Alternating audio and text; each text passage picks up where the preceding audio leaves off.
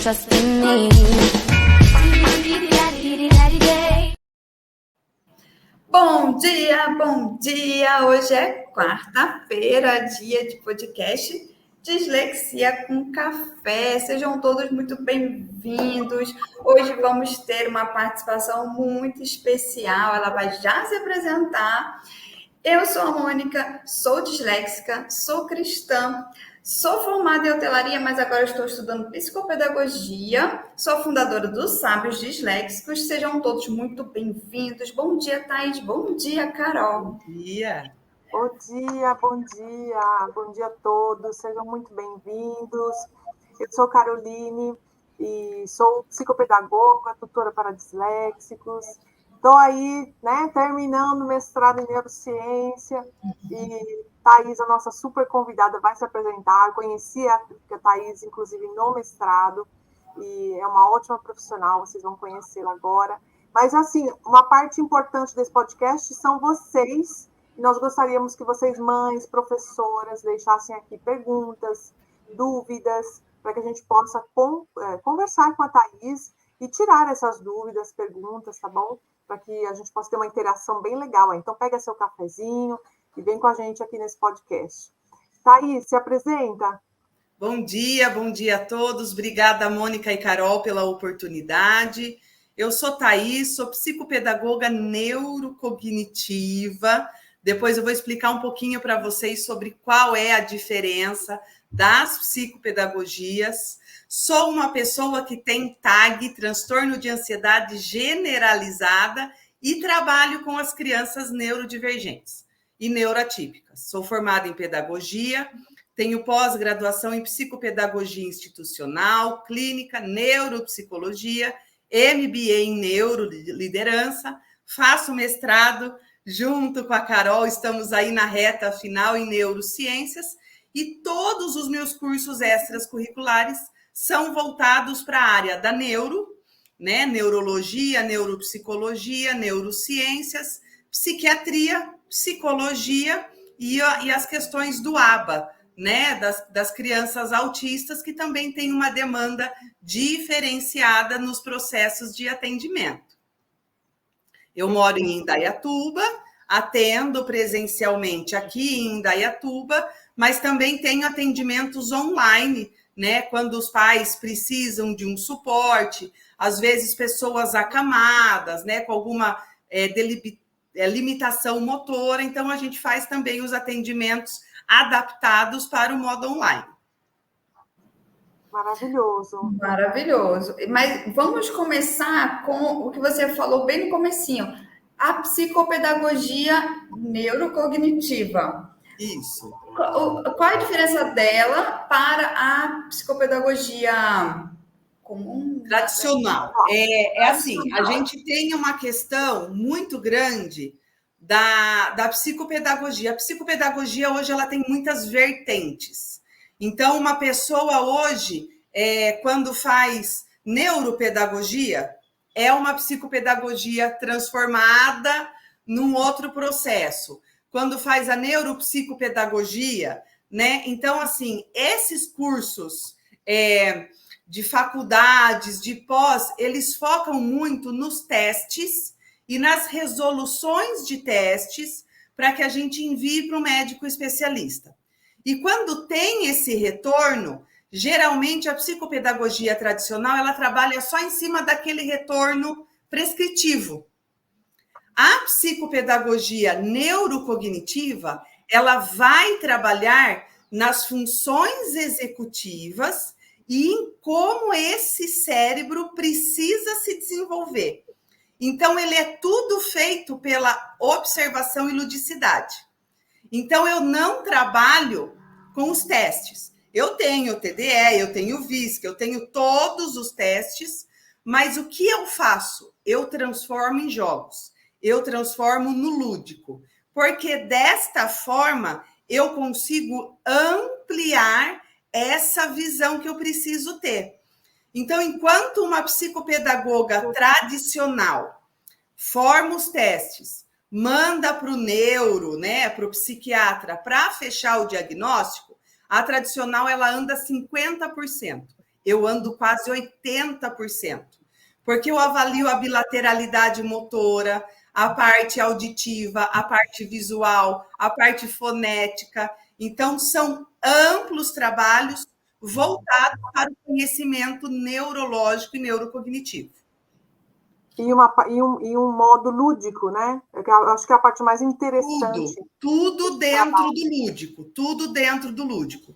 Então, a gente faz tem todo um processo, uma mescla aí de trabalho de freudiano, de trabalho de práticas lúdicas, para que eu possa engajar. Então, o que eu faço? A mãe vem e fala, mas você não vai fazer um teste com ele? Eu falo, vou, mas é brincando.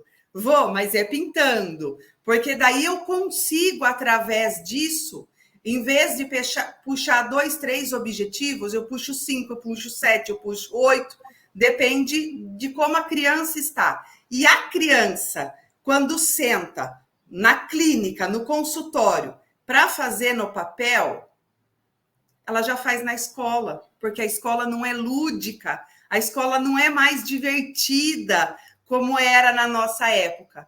Então, daí é massacrante. Então, ela vai chegar para a mãe e falar assim, não quero ir mais. Então, a gente vai fazendo um processo retroativo, diferenciado, para conseguir pegar alguns canais.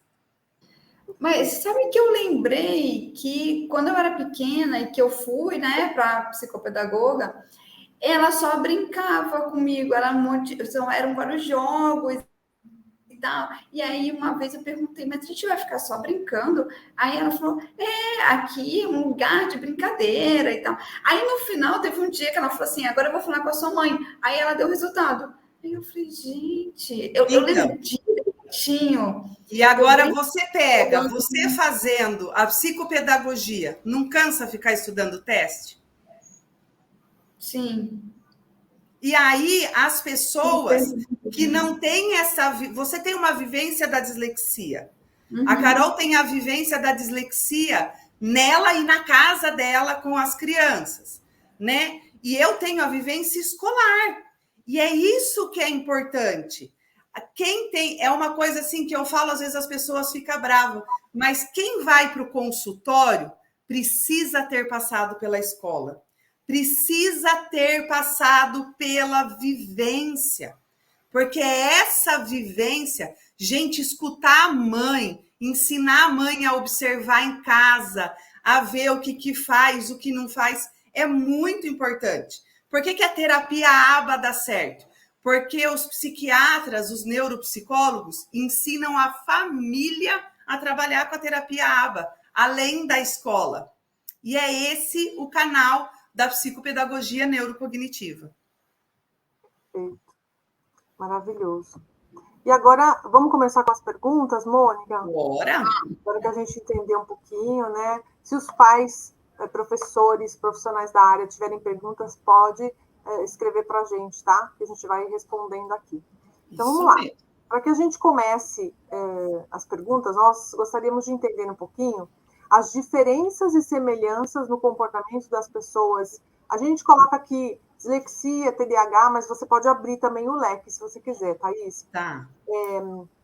Nós sabemos que esses dois perfis, né, que o perfil da pessoa neurodivergente, às vezes ela tem pontos particulares, né, cada um vai ter a sua dificuldade, as suas situações de transtorno, pegadinha do cérebro, né? Então, você poderia explicar para a gente quais são os principais desafios comportamentais de pessoas nesse contexto escolar? E aí, depois da próxima pergunta, a gente pode colocar no dia a dia, porque são diferentes, né? Sim. Dentro da escola e em casa, fora da escola. Exatamente. Isso é uma coisa que a gente precisa ter um conhecimento e um entendimento importante. A criança não é a mesma dentro de casa e na escola. Às vezes os pais falam assim, Thaís, imagina. E, gente, isso é verdade. Em casa ele está com o pai e com a mãe, ele tem uma liberdade maior de falar, de se expressar, de ficar bravo, né, de explodir. Na escola, ele está num contexto social. É diferente você observar uma criança em casa, na escola, e o terceiro ponto, na clínica. São momentos diferentes. Tem muita criança que, quando chega retraída, às vezes adultos, né, que precisam ser diagnosticados, identificados, chega muito, então a gente tem que ir conversando, tem que ir ganhando. Não é perdido você ficar com uma criança 1 hora deixando ela livre brincar com os brinquedos que tem na sala. Aproveita a observação. Observar é muito importante na escola, na educação infantil, principalmente. Principalmente. O primeiro passo, quando a gente identifica que a criança tem alguma coisa diferente, eu não gosto de usar esse termo, mas vamos usar para que as pessoas entendam. É pedir para um pediatra uma audiometria para ver como está esse processamento auditivo. Ai, Thaís, mas que coisa antiga, não tem nada a ver. Tem. Tem, porque muitos pediatras não pedem mais audiometria. O segundo passo é uma avaliação oftalmológica com um especialista em optometria. Mas, Thaís, por quê? Porque tem criança que não é disléxica, que não tem necessidade de grau, mas não tem a ampliação da visão dos olhos. E aí ela escreve fora da linha, ela espelha a letra, ela não é disléxica, mas ela tem uma dificuldade visual. Assim como o DEPAC. Não é toda criança disléxica que tem o déficit do processamento auditivo. E isso não quer dizer que ela também seja disléxica. Então, esse é o primeiro ponto. Observou que o seu filho, que o seu aluno, que a criança que está ali com você tem alguma coisa, se distrai, não quer enxergar, coça o olho. Audiometria, um fonoaudiologista especializado lá na cabine, bonitinho, e a avaliação oftalmológica com optometrista, certo? Depois, se ele for ter TDAH, o tempo que ele fica para fazer a atividade, seja rápida ou seja muito demorada. O ideal é que em casa os pais tenham um caderninho que vá anotando, para ir falando isso para o pediatra depois, para o psicopedagogo. Faz o caderninho, tá observando? Faz o caderninho. Quanto tempo dura? Põe o celular ali cronometrado. Brinca com a criança. Vamos ver quanto tempo você demora para fazer a tarefa? Você é rápido ou você tem mais dificuldade? Essa criança está chorando para fazer? Essa criança está com sono? Está resmungando? Começa a aparecer dor de dente, dor de ouvido, dor no fio de cabelo, né? Porque até o fio de cabelo. Verdade. Opa! Temos um problema aí de conexão. Vamos ver se a Thaís volta. O que ela está falando é bem interessante. Está voltando, eu acho. Aqui. Tô aqui. É a chuva aqui. Então, assim, até o fio de cabelo dói. E aí, esses são os pontos. Ah, mas Thaís, quando meu filho vai fazer uma produção, a escrita dele tem muita troca fonética. Então, vamos eliminar a parte fonoaudiológica para depois a gente incluir a parte psicopedagógica. Então, essas são as observações, Thaís. Eu não posso pôr uma cadeira de rodinha para o meu filho, porque ele não faz tarefa, ele não joga videogame. Gente, eu vou ser sincera com vocês, deixa eu voltar para o foco. As minhas crianças aqui na clínica, no Espaço Fontes, não sentam em cadeira de rodinha. Quando eu vou atender criança, às vezes eu guardo a cadeira de rodinhas, porque senão o hiperativo não faz atividade. Vira Fórmula 1, vira pega-pega, vira os carrinhos na cadeira, na rodinha, vira de ponta cabeça. A Mônica tá rindo, mas é a minha primeira sala, o primeiro espaço fontes era uma porta de vidro que dividia a recepção da minha sala. Gente, chegou um pitititico, Tasmania. Aquela porta balançava.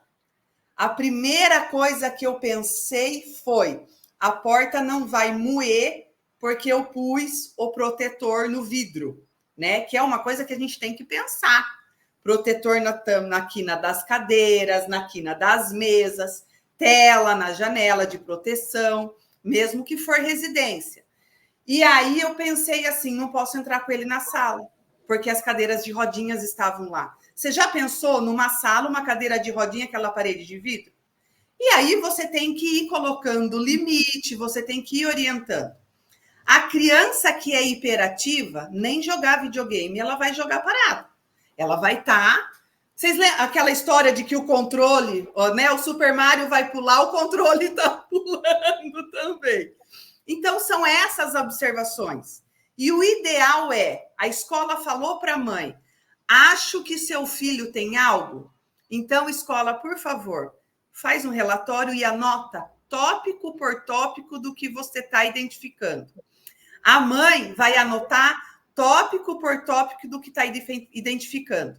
Quando for no pediatra, os 2 documentos têm que ir juntos. Porque daí que ele vai falar, é a hora de ir para a psicopedagoga. Perfeito. Thaís, não sei se você já ouviu falar sobre isso. Aqui na Itália se usa, em vários países da Europa também. Tanto na escola quanto em casa. Para quem é hiperativo, né, tem o TDAH, a gente usa sabe aquela bicicleta de velhinho, que é só o pedal? Sim. Então, põe embaixo e a criança fica ali pedalando e fazendo o exercício. Tu tem um combinado antes, tem uma conversa. Uhum. Uma outra coisa que se usa é o clipes. A professora abre o clipes, põe dentro do bolso da criança, da escola ou em casa mesmo, e no momento que ele está fazendo respondendo ou prova oral, ou aquele estudo que fez em casa e depois falou oralmente, ele está com a mão dentro do bolso, fechando o clipes, que ele tem que voltar até o final. Aqui, o que eu oriento? Sabe aquele elástico de academia que a gente põe o tornozelo? Você estica o elástico nos pés da cadeira da sala de aula e a criança vai ficar fazendo o movimento do pezinho. Boa. O balançar. E esse balançar vai acalmar a criança neurocognitivamente, vai estruturar o linear neural dela e ele vai conseguir desenvolver as funções executivas. E tem uma segunda coisa também que é mais legal, que é uma parceira nossa que faz aqui, a Aline. Aline, tô falando de você. A Aline, ela é ourides, ela faz joias. Ela criou o anel da ansiedade.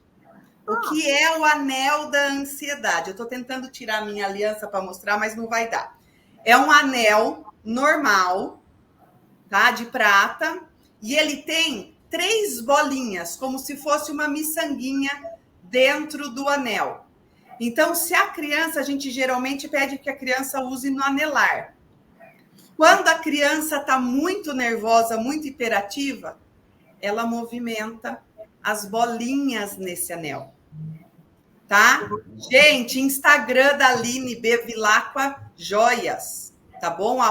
@Bevilacqua Joias. Ela mora em Ubatuba, fez o curso de especialização em ourides em Londres. É uma excelente profissional e ela faz o anel para o mundo inteiro. É só pedir, tá? E tem tanto ou com regulagem de tamanho, né? Às vezes a pessoa não consegue medir o dedo, mas ela ensina como medir. Então, assim, aqui esse anel é o que ferve. Porque às vezes a criança tem vergonha de estar com elástico na cadeira. Então, eu tenho uma criança, é um menino, ele tem 2 anéis, um em cada mão. Ele tem o espectro autista e ele tem as questões de ansiedade. Então, quando ele está só no auditivo, as 2 mãozinhas estão trabalhando. Quando ele precisa escrever, ele já consegue reestruturar uma mãozinha ou voltar na outra. Nisso, parou de andar pela sala, parou de correr, né? Por quê? Porque ele está trabalhando o que atrapalha ele, tá? Então, tanto o elástico... A educação infantil, eles gostam do elástico. E uma dica, pode ser usado para crianças que não são neuroatípicas e neurodivergentes. Isso que eu ia falar, porque eu uso esses brinquedos, até mostrei uma vez, aqui eu acho que no podcast, né, que é uma ervilhinha, que a gente vai apertando e sai a bolinha, é que eu não estou na minha mesa Pode agora. ser usado. Eu que tenho a transtorno de ansiedade, né? Então, assim, eu tenho medo de velório.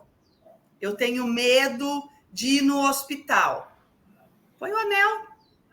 Vamos lá, vamos trabalhar essa angústia, essa ansiedade. Vamos tirar isso de dentro da gente.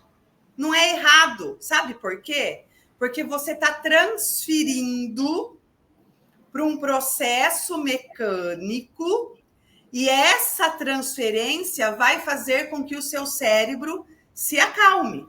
Por que quando a gente está numa reunião e a gente não gosta do que está falando, a perna está assim?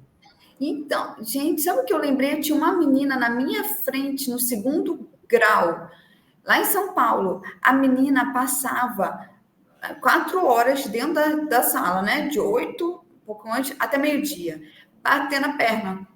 Então, na minha frente, eu falei, meu Deus, essa menina não cansa, porque ela passava o tempo sem descanso. Porque assim, já é inconsciente. Para ela conseguir aprender e desenvolver, ela precisa balançar. Como tem gente que precisa enrolar o cabelo, como tem gente que põe a caneta na boca e fica, né? Então, são mecanismos. Agora, o elástico na educação infantil é legal para todas as crianças, porque você trabalha a tranquilidade, a ansiedade, seja ela hiperativa ou não. É uma atividade que a criança precisa entender. É a hora da historinha. Opa, vamos ler aí o livrinho, cada um estica o seu elastiquinho e vai. Gente, é um processo lúdico, é um processo que a criança gosta e o cérebro acalma, diminui a quantidade de nervoso, de estímulo que vai atrapalhar a criança ou o adolescente. Para o adolescente é melhor o anel. Perfeito, muito bom, bem interessante. Essa autorregulação é tão importante. Sim. Né? Cada um precisa achar a sua estratégia. Exatamente. E por exemplo, meu filho não é TDAH, não tem nenhum, assim, pelo menos até agora, não apresentou nenhum transtorno, nada. Mas ele é bem agitado. Então, se a professora botasse para todo mundo, né, ia ajudar as crianças são só agitadas, que são só agitadas, mas se todo mundo fizesse, não ia ser diferente para ninguém, né? Não ia ser diferente para ninguém. Então, assim, e o anel, ele é tão... Parece esses anelzinhos que vêm em feirinha hippie, né? Porque ele é simples, ele não é uma coisa extravagante. Se a criança quer um anel, as meninas geralmente querem um anel diferente, ela faz um sextavado e é uma trança no meio, e essa trança roda, sabe? Ela vai adaptando modelos, né? Ela já fez uma live comigo no Instagram também explicando, né, esses processos, então é muito interessante. Aqui, 90% eu indico para os maiores de 10 anos o anel. Quando é pitititico, vamos trabalhar no elástico, vamos fazer um processo de ampliação neurológica. Perfeito. Muito legal. Posso fazer a outra, Carol? Vai lá. Então, tá aí, você trabalha com a parte bem prática, né? E as técnicas. Então, quais são as estratégias mais eficientes para potencializar o aprendizado das pessoas com dislexia e TDAH? Vamos lá. Eu acho que um fator muito importante que hoje as famílias têm muita dificuldade é a rotina. Se não tem rotina em casa, não tem medicamento farmacológico que ajude. Não adianta. Ai, Thaís, você bate nesse martelo. Meu Instagram fala muito disso. Precisa ter a rotina. A criança, independente dela ser neuroatípica ou neurodivergente, independente do diagnóstico que ela tiver, nem que ela tenha um transtorno opositor desafiador, ela precisa da rotina para ela entender o limite das coisas e para que a gente também possa controlar esses espasmos e essas questões emocionais, tá? Então, a criança, ela precisa ser muito observada. É fazer o caderninho, é ter uma rotina. Mas, Thaís, como que eu monto essa rotina? Coloque em horário, faz no papel. Pega uma cartolina, monta o papel cartão e a criança vai fechando as abinhas. Ou põe as estrelinhas. Vamos voltar lá na Super Nani. A Super Nani ganhava milhões na frente da televisão ensinando rotina. Rotina, né? Exato. Então, isso é o básico da vida. Precisa ter uma rotina. Não é fácil. Ninguém está dizendo que é fácil colocar a rotina, porque às vezes a gente já não segue. Mas precisa. E se ela está no papel, independente de ser disléxico, de ser TDAH, tendo no papel, é muito mais fácil. Então, vou acordar, vou fazer café, vou arrumar a cama. Então, hoje é o dia da faxina. Vou começar por onde? Pelo banheiro, pela cozinha, pelo quintal, né? Horário da tarefa. A criança precisa ter o horário fixo da tarefa. Não dá para um dia ela acordar às 10, outro dia ela acordar às 8, outro dia ela acordar às 7 e não ter o horário da tarefa. O cérebro precisa de horário. O nosso corpo, ele é totalmente biológico. A gente trabalha que nem louco.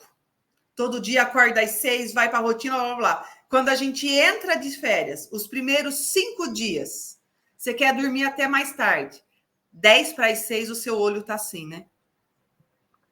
Aí você fala, mas que coisa, tô de férias. O seu cérebro ainda não está.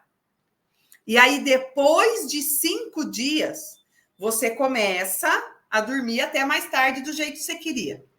Voltou a trabalhar. Você não acorda às 6 horas da manhã, nem com 300 despertador. Por quê? Porque o seu cérebro entrou numa rotina diferente. Então, quando a criança neurodivergente, neuroatípica, ela tem uma rotina, a tendência de evolução dela é lá em cima. Se a criança falha na rotina, ela tem regressões constantes. E aí a escola vai falar assim, mas por quê? Aí você vai falar, a psicopedagoga não está trabalhando. O remédio não está fazendo efeito. Mas como está a rotina dessa criança? Então, essa estruturação é extremamente importante, tá? Ter o caderninho de observação, marcar tudo que você está observando. Se você, estou com dor de dente, dê um remedinho. No dia seguinte, estou com dor de dente, dê um remedinho. 3 dias com dor de dente, vai observar. Mas se um dia é dor de dente, outro dia é dor de ouvido, outro dia é dor na perna, outro dia é dor no cabelo, tem coisa aí. Tá? E a rotina é primordial, é principal. E uma dica, gente, psicopedagoga é capaz de ensinar rotina para as famílias. Eu ensino rotina para as famílias, tá? Eu tenho famílias que a criança chegou aqui, a criança não tem transtorno, a criança não tem dificuldade de aprendizagem, é falha de rotina. Então, vamos trabalhar a questão da rotina. E hoje eles vão super bem. Então, a psicopedagogia é uma formação que dá a habilitação para trabalhar com rotina e ensinar essa rotina. Perfeito, Thaís. Eu já queria até puxar um gancho dessa parte de rotina e trabalho em casa com as crianças neurodivergentes, para que a gente comece a falar também do lado emocional dessas crianças, porque a gente sabe que muito dessas crianças trazem, né, uma carga grande, tanto em casa, que às vezes os pais, ou o pai ou a mãe não aceita, né? E a escola, até a professora entender o que essa criança tem, até os amigos perceberem, até a professora fazer um trabalho de conscientização. Já passou muito tempo, ele já sofreu bullying, já se sente inferior, já está com a autoestima lá embaixo. Fala um pouquinho para a gente desse processo emocional, na forma prática. Como é que um professor, um pai, uma mãe pode ajudar esse aluno neurodivergente? O primeiro passo é ter a consciência de começo, meio e fim. Não dá para começar e parar no meio do caminho. Você não vai pôr um banheiro de molho lá, com cloro, com desinfetante, lá, e só amanhã você vai enxaguar. Você tem que começar, você tem que esfregar, você tem que lavar e enxugar. Então, o que a gente observa é que muitas famílias e muitas crianças disléxicas ou com TDAH não têm a concepção do começo, do meio e do fim. Então, começa, larga, depois de 2 dias volta, procrastina as coisas, aí não sabe aonde parou, o porquê que parou, aonde tem que continuar. Então, quando a gente fala deste processo, é auxiliar essa criança a finalizar o que ela precisa.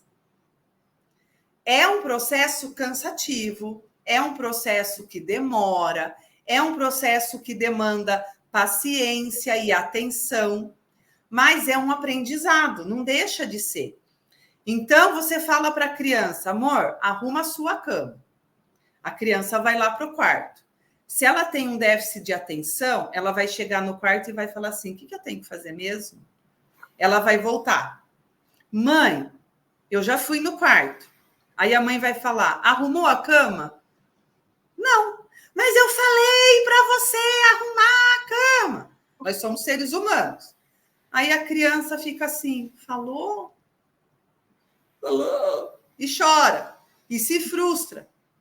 Então, se a gente tem essa que é adulto, se a gente está vendo que está perdendo, opa, caderninho. Opa, vou avisar um especialista. Amor, vai até seu quarto e arrume sua cama. A criança foi, vai atrás. Chegou no quarto, ele está paradinho olhando. Amor, arruma a cama, lembra? Ah, é, mamãe, arrumar a cama. Arrumou. Aí você olha, puxa, olha, não esticou o lençol, a colcha tá torta. Gente, a colcha tá torta. Pera lá, é uma criança. Você está ensinando, né? Então, precisa ter essa concepção. No começo, nem que ele arrume de qualquer jeito, ele arrumou. O próximo passo é assim, amor, você arrumou a cama, parabéns. Agora a mamãe vai te ensinar que precisa esticar o lençol, que precisa bater, né? Porque às vezes dorme o gatinho junto, o cachorrinho, né? Vamos. E assim vai. Ele teve o começo, o meio e o fim. E você não precisa se estressar, porque depois de 8, 10 dias, ele vai estar fazendo. Então, essa orientação da ansiedade do pai, da explosão. Gente, eu não estou dizendo, não estou falando que vocês são culpados, a gente faz. Eu sou psicopedagoga neurocognitiva e faço de vez em quando, né? Todo mundo faz, é do ser humano. Estou cansada, estou estressada, ainda tem que fazer janta, ainda tem que tomar banho, ainda tem que fazer o almoço de amanhã. Tá, mas a gente esquece que a criança ali não tem culpa. Sim. E a criança que está ali, que às vezes não entende o processo, ela vai começar a pensar, minha mãe não gosta de mim, por que eu estou aqui? Será que se eu for morar com meu pai, se os pais forem separados, vai ser melhor? Quantas vezes a gente não vê a mãe falar: ai, meu filho pediu para ir morar com a avó, porque falou que não gosta de mim, né? Eu já fiz várias malas quando era criança para ir morar na casa da minha avó, né? Então, essas emoções, elas são cíclicas em todos nós. Então, quando a gente trata, trabalha e lauda, diagnostica uma criança, a gente tem que tratar, cuidar e olhar pela família também. Porque a gente não está diagnosticando só a criança, a gente está diagnosticando uma família. Por isso que esse processo de rotina, da escuta, do acolhimento, não é perdido a criança brincar uma hora. Ai, mas a mãe está pagando. Deixa, observa.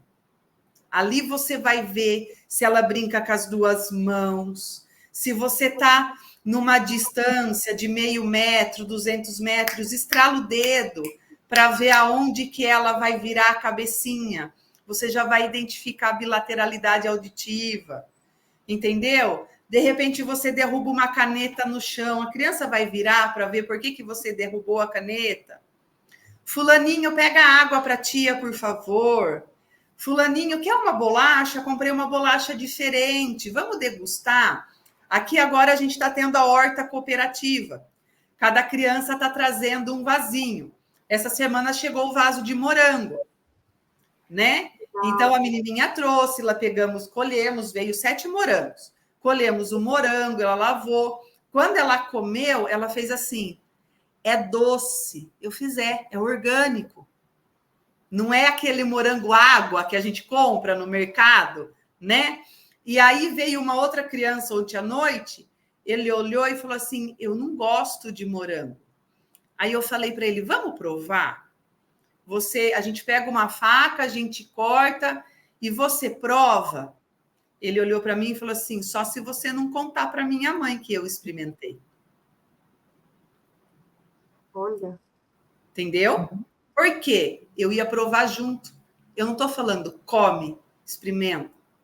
Por que aquele casal de repórter da Record, com a Lulu, que é famosa, aquela pititica, eles tiveram um filho agora, ferve no Instagram, né? Eles tiveram outro neném agora. Ela já foi super dotada, né? Isso, já foi comprovado que ela tem altas habilidades. Sim. Mas não importa a altas habilidades, eles provam as coisas com ela.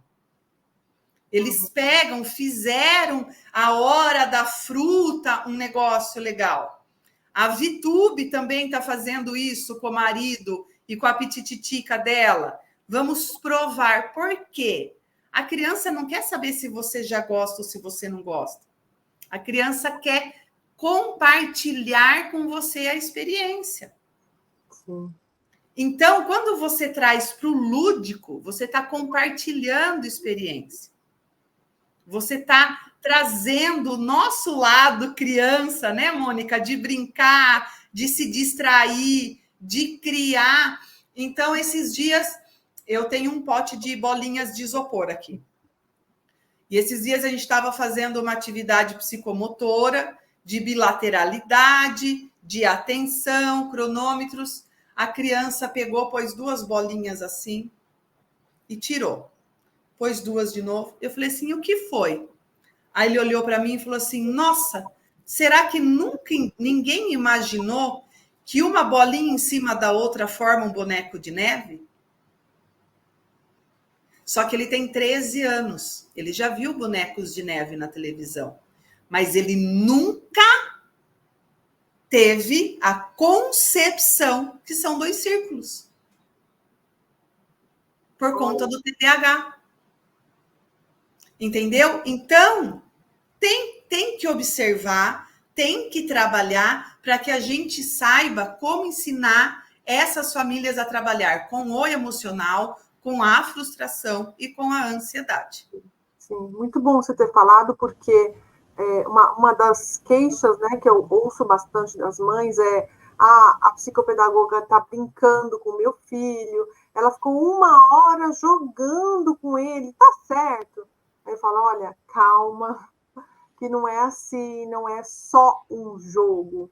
No jogo tem várias Muitas coisas. técnicas, tem várias observações. Então, foi bom você ter falado, porque você falou bem em detalhes. O que eu faço muito, Carol, e fica uma dica para quem é psicopedagoga e está aqui assistindo a gente, eu tiro foto e mando no WhatsApp da mãe. Eu tiro foto da criança fazendo e aí eu escrevo assim, olha, tá vendo a mãozinha? Daí eu tiro uma foto mais perto. Olha, ele não tem a pinça, ele tá com a tesoura de ponta cabeça. Isso é falta de comer com garfo e faca. Isso é falta de poder se trocar sozinho. Isso você precisa estimular assim, assim, assado. E eu vou dando os tópicos. E quando eu mando a foto, eu mando o objetivo do meu trabalho ali. Olha, mãe, essa atividade trabalha a atenção, a seleção, a cor, a textura. Por exemplo, essa semana a gente está fazendo mosaico, né? E aí fala assim, mosaico, canetinha, tinta. Eu estou fazendo com um pedacinho de feltro. Deixa eu achar a câmera aqui. Ixi, tá difícil. Pedacinho de feltros. Ok. Então, o primeiro processo foi observar se a criança sabe cortar. Vamos cortar? Corta pequenininho, corta grande, corta miudinho, tá? O segundo processo, dentro do cortar, são as cores que ela vai escolher. Se ela está escolhendo o azul claro, o verde claro, o branquinho, ela está calma. Se ela está escolhendo o marrom, o vermelho, o laranja, ela está agitada. Né? Qual é o tipo de desenho que essa criança vai escolher? Ele quer um dragão, ele quer um bicho, ele quer uma borboleta? Ou a hora de olhar o desenho ele está inseguro? Então, olha quanta coisa eu já observei no mosaico. Aí a cola para colar o tecido é essa cola de artesão, que é a silicone fria. Minha câmera está espelhada, por isso que eu tô. Ela é que nem slime, ela é melequenta. Tem criança que não gosta, que não quer. Tia, e não é autista. Essa cola, então eu já sei que ele tem uma neurosensibilidade. Então eu preciso trabalhar isso. Como que eu vou trabalhar isso? Massinha de EVA, fazer massinha na sala, tá? Aí a criança, você pega o desenho da criança, deixa eu esconder o nominho aqui, que eu deixei até aqui em cima para se caso precisasse. Essa criança tem uma possibilidade de dislexia e TDAH conjunto. Ele fez aqui em cima, mas ele não fez tudo de uma vez só. Ele colou um aqui, um embaixo, um em cima, ou no meio. Ele não vai terminando. Ele não dá sequência. Não tem começo, meio e fim. Eu não começo uma fileira para terminar. Então, dentro de uma atividade, olha quantos pontos eu já observei. Quais as cores que ele está usando? Aqui ele está usando cores mais frias, mais claras. Ontem, quando ele veio continuar, ele só pegou flor escura, porque eu fiz ele experimentar o morango e não podia contar para a mãe dele. Tá? Então, nisso eu observo a emoção, o sentimento, o déficit, a amplitude e reforço o que o cérebro precisa aprender. Mas esse negócio de você pegar, então, toda a atividade que você faz com a criança e mandar para a mãe, explicar o que está acontecendo, gente, eu acho isso maravilhoso, porque eu tive que botar o Rafael, que é o meu menor, na fono. E a fono fazia o seguinte, ela falava assim, mães não entram aqui. Ela fechava a porta e eu não sabia. Ele ficou 1 ano e eu não sabia. Eu não podia nem falar que ela só brincava. Eu não sabia o que ela fazia. E eu não vi evolução. Então, nossa, isso é muito legal, né? E eu posto também no meu Instagram. O meu Instagram tem ali nos stories, já tem salvos Neurocognitivo 1 e Neurocognitivo 2, onde tem a fotinho das mãos das crianças fazendo e os objetivos. E por que eu faço isso? Eu atendo em conjunto com 2 neuropsicólogas, psicólogas com formação em neuropsicologia, que podem laudar, né? E com uma psicomotricista. Então, quando eu mando para a mãe, quando ela chega na neuro, ela fala, ó, olha que legal que a Thaís mandou isso, isso, isso. A neuro já conclui o processo, entendeu? Às vezes eu mando para a mãe e para a neuro. E aí a neuro fala, Thaís, aproveita e já puxa isso para mim, tá? Eu tenho 2 crianças que eu atendo na sala da psicomotricista. A gente atende no mesmo andar aqui na torre, né? São torres comerciais, a gente atende, nós somos vizinhas. Então, lá, a gente observa tudo. Ela é pedagoga com formação em psicomotricidade ampla, né? Também em neurociência. Então, olha que casamento legal. Então, é isso que precisa, né? Porque daí a gente pega emoção, a gente pega do lúdico, a gente pega tudo, memória curta, longo prazo, fluxo de memória. Então, é o brincar. Tudo é brincar. E é um processo, né, Thaís? Eu acho que hoje as pessoas querem tudo com uma mágica. Então, eu vou lá, em 2 sessões, ela vai jogar uma varinha de condão e pronto, está tudo resolvido. E os pais falam isso para mim, né? É uma coisa que a gente escuta. Quanto tempo eu tenho que te pagar? Ou senão eles queriam um pacote, né? Aí eu falo assim... Quantas sessões? E é um dos vídeos que eu postei lá no Instagram também. Psicopedagogia não tem alta sozinho. Eu não dou alta sozinho. Eu vou dar alta junto com a neuro, junto com o psiquiatra, junto com os outros profissionais. Às vezes tem alta da fono, porque a fono já não tem mais o que desenvolver foneticamente. Mas como que eu falo para você que você tem alta do seu cérebro? O cérebro é neuroplástico. A aprendizagem é neuroplástica. A gente aprende um dia e esquece no outro. E não é só quem tem Alzheimer, e não é só quem é neurodivergente, porque quando a gente não tem interesse no que está acontecendo, a gente não registra. E aí? Você vai falar que tudo que você assiste na televisão está dentro da sua cachola? Não está, ainda mais hoje com os aparelhos celulares. A gente está na televisão e no celular ao mesmo tempo. Qual que você está processando? Então, não existe o pacote. Eu vou fazer um contrato com você de 1 ano e não vou renovar. Tá bom. Aí vai na outra psicopedagoga e fala assim, não adiantou nada aquela psicopedagoga lá, meu filho não mudou. Só que a psicopedagoga não liga para você e fala assim, quanto tempo de contrato ele veio? Qual é o tempo de atendimento que ele fez? Então, a gente sai de ruim, porque a gente não deu alta, ela quer ganhar dinheiro, ela quer... Então, é uma parceria. A gente trata o emocional mais da família do que da criança. Sim, é verdade. E assim, eu vejo a diferença das famílias que têm um conhecimento, né, sobre os transtornos em geral, né? E aquela família que não tem conhecimento nenhum, que fica com reclamação entre a psicopedagoga não está querendo fazer o pacote, está querendo fazer milhões de sessões, ou o neuro nem olhou para minha cara, já escreveu lá o laudo, e o que eu faço? Então, é interessante, né, se tiver um pai e uma mãe aqui assistindo agora, ou você que está assistindo depois desse podcast ao vivo, é interessante que você aprenda sobre o que é o TDAH, sobre o que é a dislexia, sobre o que é ter um cérebro neurodivergente. Aprenda na internet. Gente, só dá um Google e escreve neurodiversidade.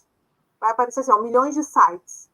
Aprenda, se instrua, porque você precisa entender que a psicopedagoga, não é porque eu também sou psicopedagoga, mas acho que é uma função tão importante, tão fundamental, que quando as pessoas entendem isso, eu acho que muda o olhar, né, para o profissional e ver quanta E precisa ter um cuidado aí também, Carol, porque assim, muitas pessoas vão estudar, fazer pós, fazer faculdade para tratar o próprio filho porque ele é neurodivergente e não quer pagar profissional. É antiético. Psicólogo não trata o próprio filho. Neurologista não trata o próprio filho. Psiquiatra não medica o próprio filho. Gente, nós somos emoção, são nossos filhos. Nós não vamos mudar os nossos filhos, sabe por quê? Porque a gente precisa aceitar a condição. E a gente é pai e mãe, por mais que falhar, eu aceito. Não aceito. Não aceita, porque você não quer ver sofrer lá na frente. Então, quando vem uma pessoa para mim e fala assim, ai, eu sou neuro, eu sou psicopedagogo, não sei o quê, eu fiz os testes no meu filho. A minha vontade é falar assim, quem deixou? Quem autorizou? Vai valer para quem? Ai, mas a neurologista aceitou. Eu tenho vontade de dar um tapa na cara da neurologista. Gente, não pode. Tem emoção envolvida. Muda as conexões. Os nossos filhos, sejam eles bebês ou adultos, nos moldam, mandam na gente. Eles sabem aonde pegar o nosso fiozinho de cabelo. Portanto, profissional não auxilia o filho. Casa de ferreiro, espeto de pau. É isso. Não adianta. A Mônica tá lá com a cabeça assim. Assim como o marido não faz parto de esposa, pai médico não faz cirurgia em filho, né? Os pais do Rodrigo são médicos, os dois. Todas as cirurgias não podem ser os pais, porque tem emoção. Você não, né? Você está ali sob emoção. Pode. Você não pode fazer uma cirurgia, uma coisa muito delicada ali. Então, da mesma forma que médico não faz nenhum procedimento cirúrgico, né? Não deveriam fazer, né, Mônica? Pai e mãe, não, né? Pela ética deles não pode, né? Nem mãe, filho, esposa, eles não podem, pela ética não pode. Exatamente. Então precisa ter muito cuidado com isso. E é aí que muda a figura. Ai, Thaís, sabe, eu apliquei tal teste no meu filho, deu diferente do seu, então ele não vai mais. Tá bom. O aplicar o teste, sim, eu acho que também é errado. Mas eu acho que é certo a mãe aprender, a família... Não, ela aprender é ótimo, porque ela precisa se estruturar. Porque sair da ignorância, né? Do não saber.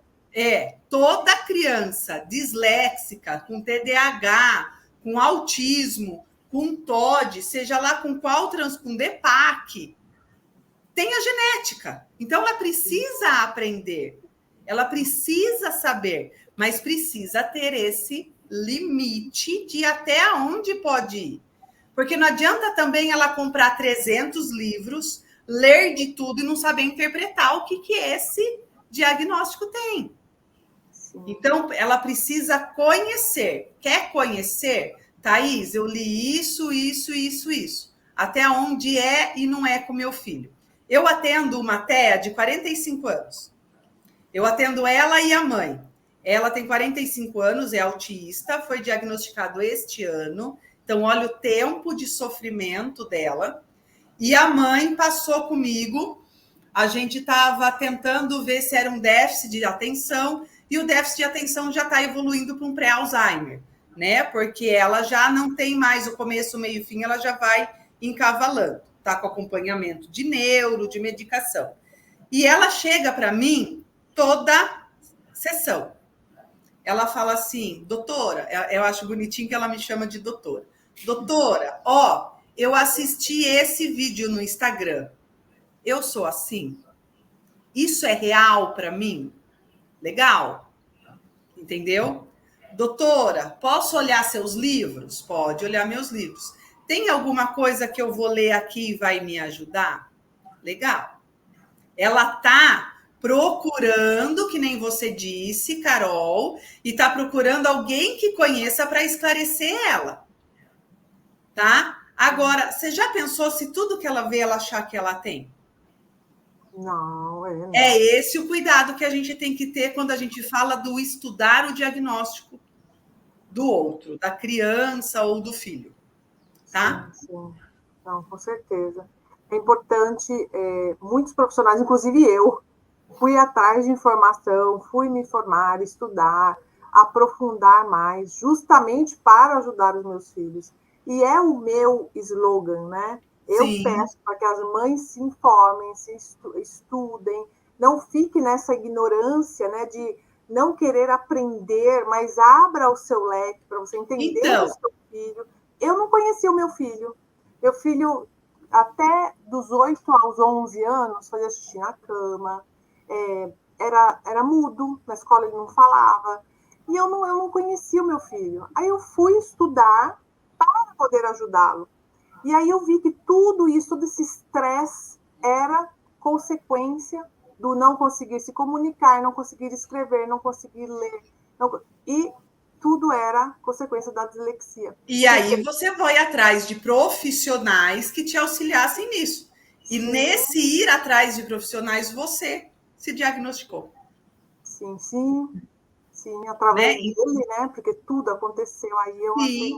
E aí esse profissional falou, olha, tem a genética, tem a estruturação, e aí dentro dos seus trigêmeos veio a mãe junto. Sim, Né? absolutamente. Então é esse o cuidado do estudo só, né? Da gente não misturar os canais. Não, verdade. Com certeza. Não, e ter informação é muito importante, inclusive, para você prestar atenção no profissional, né? Porque, assim, estamos aqui, profissionais maravilhosos, vocês são incríveis, mas a gente sabe que não é 100%, né? Que a gente encontra alguns ali, né?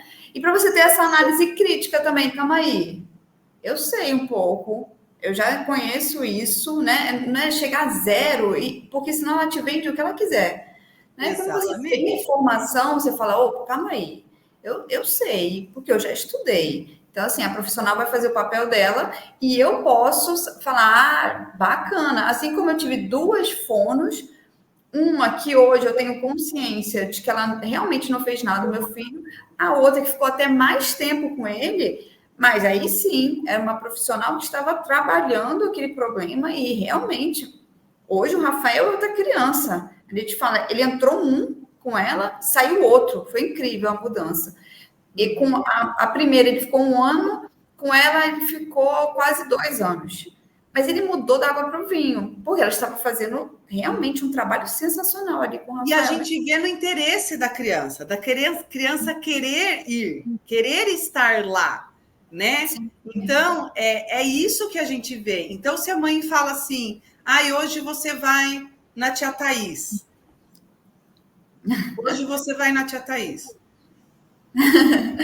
Era assim, quando eu falava da primeira, eu falava assim, eu não quero ir. Lá. Na segunda, que é a Mercedes, ele amava ir para lá. Ele amava, e realmente foi assim uma transformação. Então, são coisas que ficam, né? Mas você ter essa informação para você também saber avaliar também é muito importante, né? Você falar, muito importante. E é por isso... E é por isso que eu dou esse retorno pelo WhatsApp para os pais. Então, eu tiro... Não são em todas as sessões, né? Não são em todas. Mas, quando eu... isso aqui precisa mudar, né? E às vezes eu falo para a mãe, eu fiz a filmagem da mãozinha, vou colocar no Instagram, porque eles têm o direito de imagem, mas eu não ponho o rostinho, né? Vou colocar, assista lá, é o seu filho, observe. Aí outro dia veio um pitititico, ele não tinha essa facilidade de bilateralidade, confundia a direita e esquerda. Eu falei, pai, precisa trabalhar direita e esquerda. Ele olhou para o pititico e falou assim, vamos comer pizza. O pai já entendeu, ó, vamos comer pizza. Aí ele fez assim para mim, vou ter que aprender a cortar com a faca. Diz lá. Você vê? Então, é esse o processo. Aí ontem ele chegou, tia, aquele dia nós comemos muitas pizzas. Eu aprendi a cortar. Então, você vê, é uma família parceira, é uma família que entende a dica, né? Porque você está ali com a criança, você tem que dar dicas, e a criança vai evoluindo. Perfeito, isso mesmo. Gente, olha, nada, já se passaram aqui 59 minutos, quase 1 hora de podcast. Fluiu e praticamente estamos aqui há 1 hora, mas nós queríamos já começar a encerrar nosso podcast. Normalmente a gente faz uns 50 minutos, né, Mônica? O papo está muito gostoso e a gente queria agradecer demais a Thaís por ter vindo, né, por ter trazido tantas informações.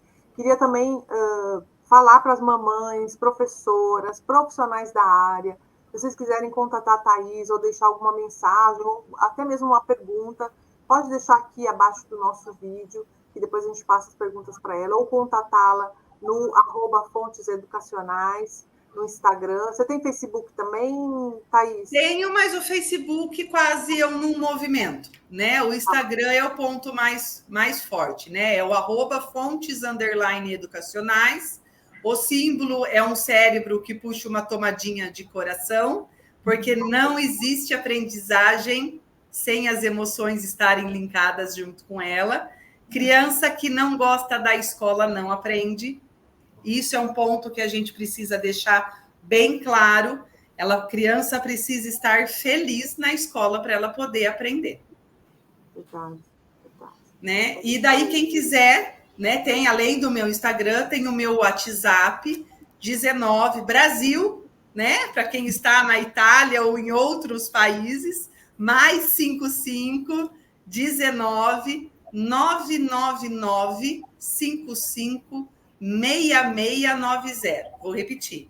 Mais 55 19 999 55 6690. Pode entrar em contato para conversar, para tirar dúvidas. Eu faço o auxílio de rotina online também, faço atendimento psicopedagógico online e também trabalho com estímulos, né? Então, crianças, eu tenho uma adulta com PC, então a gente faz paralisia cerebral. Então, quem tem PC, teve AVC, tem limitações, o meu trabalho também pode auxiliar.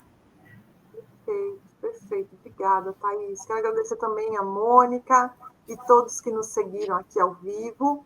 E também você que está vendo depois ou está no podcast ouvindo no Spotify, ouvindo esse podcast. Quero também agradecer a tua audiência e deixar um beijo para todos. A gente se vê na quarta-feira que vem, 9 horas da manhã, né, Mônica? Exatamente. Muito obrigada, Thaís. Muito obrigada, Thaís, pela sua participação. Foi maravilhosa. Nossa, quantas informações. Muito obrigada. Obrigada, Carol, pela parceria de sempre. Obrigada a todos que estavam aqui ao vivo com a gente, os que vão escutar depois, escutar ou ver depois. E não se esqueçam de seguir a gente lá no Spotify. Nosso podcast chama Dislexia com Café. Então, todos os episódios, Carol, 50 episódios. A gente tem que comemorar 50 episódios. É isso aí. A quantidade de informações que tem lá, gente, é assim, nossa, é muita coisa. Tudo que vocês imaginam sobre dislexia, TDAH, dificuldade de leitura, tá tudo lá no Spotify. Então, sigam a gente também nas redes sociais, no YouTube, Sábios Disléxicos, Enfrentando a Dislexia, e no Instagram, Enfrentando a Dislexia, Sábios Disléxicos, fontes educacionais.